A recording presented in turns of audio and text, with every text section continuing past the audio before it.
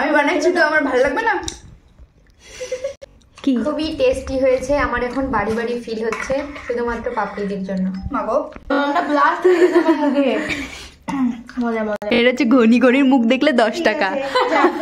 Everyone, welcome back to my channel. আমি পাপড়ি, তোমাদের ছবি এবং ব্লগস। কেমন আছো সকলে? আমি তো খুবই ভালো আছি। পৌষ সংক্রান্তির অনেক অনেক শুভেচ্ছা। জানি দেরি হয়ে গেছে, কিন্তু কি আর করা যাবে, দিনকে দিনের ভিডিও তো আর দিনে আপলোড করা হয় না, ল্যাদ খাওয়া মানুষ। এবছর পৌষ পার্বণে বাড়ি যাওয়া হয়নি। মন খারাপ তো ছিলই, কিন্তু মন খারাপ করে বসে থাকলে কি আর চলবে? ঠান্ডা করতে দিই।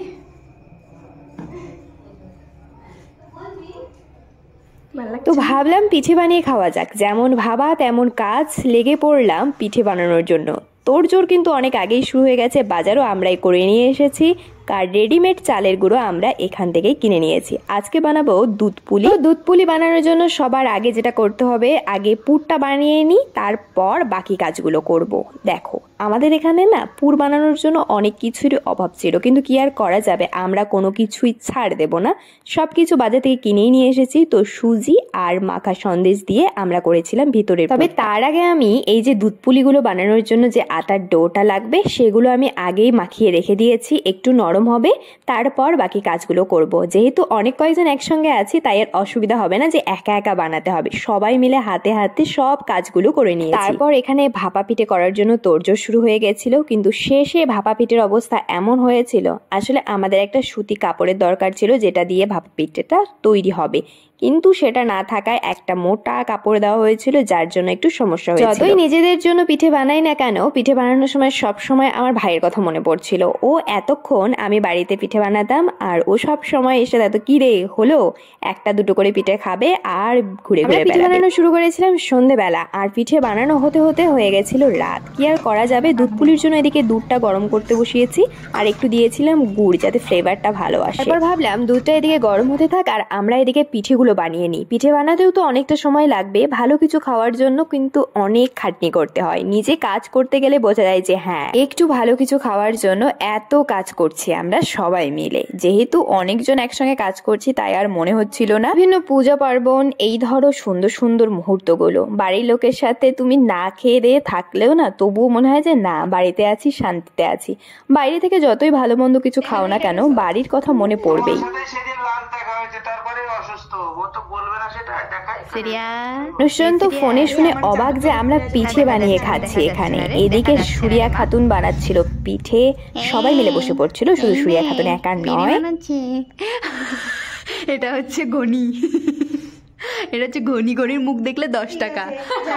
যে বানাতে বসে এত রকম গল্প চলছিল, আমরা বুঝতেই পারিনি কখন 11টা বেজে গেছে। কি আর করা যাবে, পিঠে যখন খেতে চেয়েছি তখন পিঠে খেতেই হবে।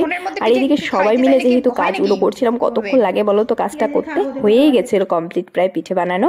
তারপরে শেষ পর্বে আমরা চলে এসেছি। এখানে এই দুধ গরম করতে দিয়েছিলাম, সেখানে এখন পিঠেগুলোকে দিয়ে দেবো। ভালো করে ফুটিয়ে নিলে আমাদের দুধ পুলি রেডি। সম্পূর্ণ কাজ তো ঠিকঠাক মতো করেই নিলাম। শেষে এই যে পিঠেগুলো দেওয়ার পরে এখন একটু ফুটিয়ে নিতে হবে। এই শেষ পর্যায়ে এসে মনে হচ্ছে কখন পিঠেটা রেডি হবে, দেখে জিভে জল আসছিল। এই মুহূর্তে আমরা একটা সুন্দর মুহূর্ত ক্যাপচার করেছিলাম, যেটা আমি আমার Facebook page PB Bengali blogs নামে সেই পেজে আমি শেয়ার করেছি। তোমরা চাইলে সেটা দেখে আসতে পারো, আর যারা যারা এখনো পেজটাকে ফলো করোনি তারা জলদি যাও আর পেজটাকে ফলো করে আসো।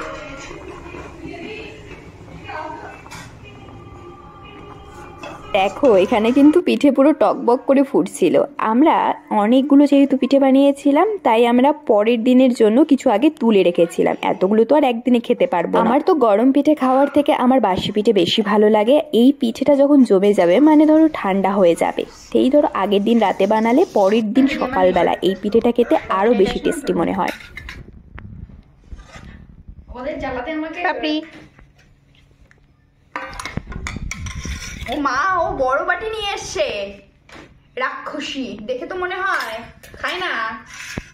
মুখে লাগছে পড়েছে অঙ্কিতা, কেমন টেস্ট?